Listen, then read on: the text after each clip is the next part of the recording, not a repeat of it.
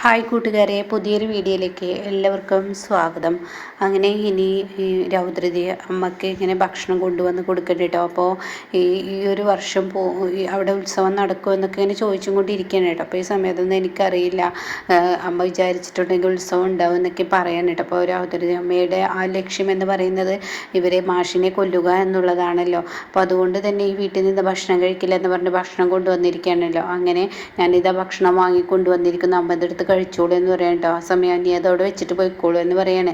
ഇതേ സമയം ഇങ്ങനെ പിന്നെ നീ വിചാരിച്ചാൽ ഉത്സവം ഒരു പക്ഷെ നടക്കുകയൊക്കെ ചെയ്യുമല്ലോ, നീ പല കാര്യങ്ങളിലും അങ്ങനെയാണല്ലോ എന്നൊക്കെ ഇങ്ങനെ പറയുമ്പോൾ ഉടനെ തന്നെ പറയണേ, ഇല്ലമ്മ ഇല്ല അങ്ങനെയൊന്നുമില്ല, പിന്നെ പല കാര്യങ്ങളിലൊന്നും ഉദ്ദേശിച്ച് പഴയ കാര്യങ്ങളൊക്കെ ഓർമ്മപ്പെടുത്തുകയാണോ അമ്മ, അതൊക്കെ മനസ്സിൽ വെച്ചിരിക്കുകയാണെന്നൊക്കെ ചോദിക്കുമ്പോൾ അത് പഴയ കാര്യങ്ങളൊന്നും ഞാൻ ഓർമ്മ വെച്ചിട്ടില്ല, പിന്നെ പറയാതിരിക്കാൻ പറ്റില്ലല്ലോ, നീ അന്ന് ആ ചെറുപ്പത്തിൽ ഇത്ര വലിയ തെറ്റൊന്നും ചെയ്തിട്ടില്ല എന്ന് എനിക്ക് നന്നായി അറിയാം. എൻ്റെ ഭർത്താവ് മോഷ്ടിച്ചു എന്നുള്ളത് സത്യം തന്നെയല്ലേ, അത് നേരായ സത്യസന്ധമായി നീ ചെറുപ്പത്തിൽ ചെയ്തു, നിൻ്റെ സത്യസന്ധതയും നിൻ്റെ ഇതുമാണല്ലോ ദേവി പോലും നിനക്ക് ഓരോ സൂചനകൾ തരുന്നതെന്നൊക്കെ ഇങ്ങനെ പറയാൻ കേട്ടോ. ആ സമയം രൗദ്രമ്മയുടെ ഈ വാക്കുകളൊക്കെ കേൾക്കുമ്പോൾ എവിടെ എന്തൊക്കെയോ ഒരു സ്പെല്ലിംഗ് മിസ്റ്റേക്ക് അങ്ങനെ മാഷിന് തോന്നുന്നുണ്ട് കേട്ടോ. മാഷ് പറയണത് എന്തായാലും നിങ്ങൾ ഭക്ഷണം കഴിച്ചോളൂ, ഞാൻ എന്തായാലും പോട്ടെ എന്ന് പറഞ്ഞിട്ട് പോവുകയാണ്. പിന്നീട് ഈ പരമേശ്വരനും കുടുംബവും ഭക്ഷണം കഴിക്കാൻ ഓടിയെത്തുകയാണ്. അപ്പോഴേക്കും ചാരു ഭക്ഷണം ഉണ്ടാക്കാൻ ഒരുങ്ങിയിട്ടുണ്ട് കേട്ടോ. അപ്പോൾ ചാരുവിനോട് ചോദിക്കുന്നുണ്ട്, ഇനി എന്താ ചെയ്യുക മോളെ, ഞാൻ പുറത്ത് പോയിട്ട് അവർക്കുള്ള ഭക്ഷണം വാങ്ങിക്കൊണ്ടുവരട്ടെ എന്ന് പറഞ്ഞിട്ട് മാഷ് ചാരുവിൻ്റെ അടുത്ത് ചെല്ലുമ്പോൾ മാഷിനോട് പറയണേ, വേണ്ട അത് വേണ്ട, ഞാൻ തന്നെ ഉണ്ടാക്കിക്കോളാം, എനിക്ക് കുഴപ്പമൊന്നുമില്ല, ഞാൻ മിനിറ്റ് അടക്കം ഉണ്ടാക്കിക്കോളാം, എന്നെ സഹായിക്കാൻ ആരും തന്നെ ഇല്ലല്ലോ, അതൊന്നും കുഴപ്പമില്ല, എനിക്ക് അവരെ ഭക്ഷണം കഴിക്കാൻ വിളിക്കുമ്പോഴേക്കും ഭക്ഷണം റെഡി എന്ന് പറയും കേട്ടോ. ഇതേ സമയം മുത്തശ്ശിയാണെങ്കിലോ ഭക്ഷണം മാഷ് കൊണ്ടുവന്ന ഭക്ഷണമൊക്കെ ടേബിളിൽ നിരത്തി കഴിക്കാൻ തുടങ്ങുകയാണ് കേട്ടോ. അങ്ങനെ ഈ ഭക്ഷണം ഇങ്ങനെ കഴിച്ച് തുടങ്ങുന്ന സമയത്ത് തൻ്റെ ഉള്ളിൽ പ്രതികാരമാണ് കേട്ടോ. ഉത്സവം നടത്തണം, ഉത്സവത്തിൻ്റെ അന്ന് എല്ലാവരും അവിടെ കൂടണം, അന്നായിരിക്കണം അയാളുടെ മരണം, ബാലൻ്റെ മരണം. എൻ്റെ ഭർത്താവ് എല്ലാവർക്കും വേണ്ടി ഈ നാടിന് വേണ്ടി പലതും ചെയ്തു കൊടുത്തിട്ട് എൻ്റെ ഭർത്താവിനോട് എല്ലാവരും കാണിച്ചതെന്താ, ബാലൻ കാണിച്ചതെന്താ, അവനും ഈ സമൂഹത്തിന് മുന്നിൽ നാണം കെട്ടണം എന്നൊക്കെ ഇങ്ങനെ മനസ്സുകൊണ്ട് ചിന്തിക്കുമ്പോൾ അവിടെ അമ്മ എത്തുകയാണ് കേട്ടോ. നല്ല മനുഷ്യന്മാരെ നിങ്ങൾ ഇവിടെ പരീക്ഷിക്കാനാണ് വരുന്നതെങ്കിൽ അത് നിങ്ങളെ ഞാൻ വെറുതെ വിടില്ല. ബാലൻ മാഷി എന്ന് പറയുന്നത് നല്ലൊരു വ്യക്തിയാണ്, അദ്ദേഹം നല്ല ആ ഒരു ചിന്താഗതിയോടു കൂടി നടക്കുന്ന ആളാണ്, അയാളെക്കുറിച്ച് നിങ്ങൾ ചിന്തിച്ചത് തന്നെ നിങ്ങൾക്ക് ചെറിയൊരു ശിക്ഷ ഞാൻ ഇപ്പം തരാമെന്ന് പറഞ്ഞിട്ട് പെട്ടെന്ന് ഭക്ഷണം കഴിക്കുന്നതിൽ തരിപ്പിൽ പോവുകയാണ് കേട്ടോ.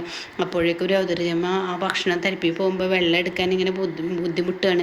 അയ്യോ, ഒരു തുള്ളി വെള്ളം കുടിക്കായിരുന്നു, വല്ലാത്തൊരു മാനസികാവസ്ഥ, തൊണ്ടയിൽ എന്തോ കുടുങ്ങിയതുപോലെ എന്നൊക്കെ ഇങ്ങനെ രൗദ്രജമ്മ മനസ്സുകൊണ്ട് ഇങ്ങനെ ചിന്തിക്കുകയാണ് കേട്ടോ. അങ്ങനെ അവർ ഈ ഭക്ഷണം തരിപ്പി പോയതിനെ തുടർന്ന് ഒരുപാട് ബുദ്ധിമുട്ടുന്നുണ്ട്. ഈ സമയം അവിടെ ഇങ്ങനെ ഇരുന്ന് ചിരിക്കുകയാണ്. നിങ്ങൾ കുറച്ച് നേരം ബുദ്ധിമുട്ട്, മരണവെപ്രാളം എന്താണെന്ന് അറിയും, മറ്റുള്ളവരെ കൊല്ലാൻ നോക്കുമ്പോൾ നിങ്ങൾക്ക് മരണവെപ്രാളൊന്നും അറിയണമല്ലോ, അതിനു വേണ്ടിയാണ് ഞാനിത് ചെയ്യുന്നത് എന്ന് പറഞ്ഞിട്ട് അമ്മ ഒരു ഭാഗം നിന്നിട്ട് ഇങ്ങനെ ചെറിയ കുട്ടി, അതായത് ആ ഭാഗത്ത് നിർത്തുന്നുണ്ടല്ലോ, അങ്ങനെ അമ്മ ആ ഭാഗം നിന്നിട്ട് ഇതിങ്ങനെ പറയുകയാണ് കേട്ടോ. പിന്നീടാണെങ്കിലോ പരമേശ്വരനും കുടുംബനും ഭക്ഷണം കഴിക്കാൻ എത്തുകയാണ്. അപ്പോൾ കിരണിൻ്റെയും പരമേശ്വരൻ്റെയും മുഖത്ത് ചിരിയുണ്ട്. സാമ്പാറിൽ എന്തായാലും പല്ലി വീണതിനെ തുടർന്ന് ഇനിയിപ്പോൾ ചാരുവിന് എല്ലാവരും നിന്നും വഴക്ക് കിട്ടുകയും ചാരു എല്ലാവരും കൈപ്പുണ്യമുള്ളവളാണെന്ന് അവളെ ഇങ്ങനെ എല്ലാവരും മുകളിലോട്ട് പൊന്തിച്ച് നിർത്തുന്ന ബാലമാമയെ ഇനി നാണം കെടാൻ പോകുന്ന ആ ഒരു ഇതാണല്ലോ, അതാണ് ഉണ്ടാവാൻ പോകുന്നത് അതിൽ വരികയാണ്.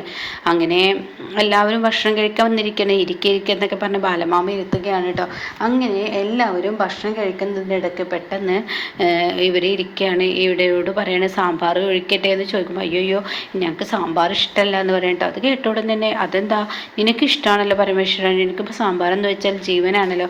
അപ്പോഴേക്കും പരമേശ്വരൻ്റെ ഭാര്യ പറയാം, ഹോ എന്തൊരു ടേസ്റ്റാണ്, ടേസ്റ്റ് ചെയ്യാതെ തന്നെ ഈ സാമ്പാറിന് എന്തൊരു മണമാണ് വരുന്നത്, അടിപൊളി സാമ്പാർ. അപ്പം മകള് കാഞ്ചനി അത് തന്നെ പറയുന്ന കേട്ടോ, എന്തൊരു മണമാണ് ഈ സാമ്പാറിന്.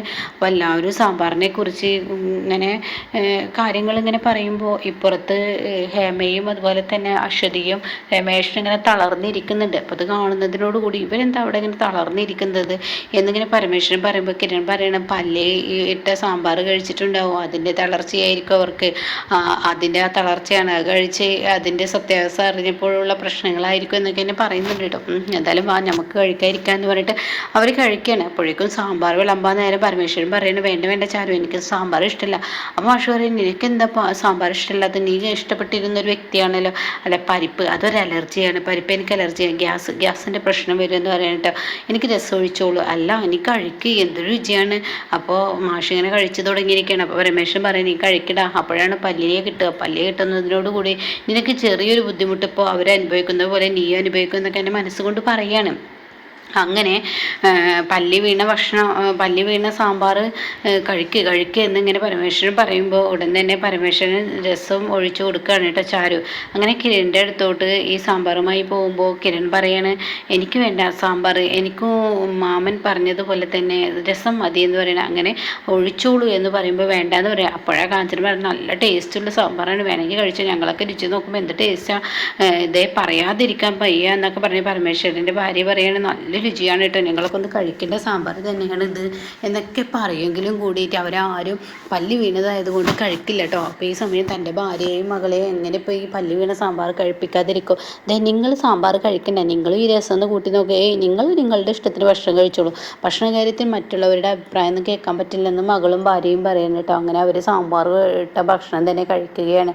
അപ്പോൾ അത് മുടക്കാൻ കിരണും ശ്രമിക്കുകയാണ്. കിരണും പറയുന്നത് അത് കഴിക്കണ്ട എന്നിങ്ങനെ നിർബന്ധിക്കുകയാണ് കേട്ടോ. അപ്പോഴാണ് കേട്ടോ ബാലമാമ ആ സത്യം വെളിപ്പെടുത്തുന്നത്.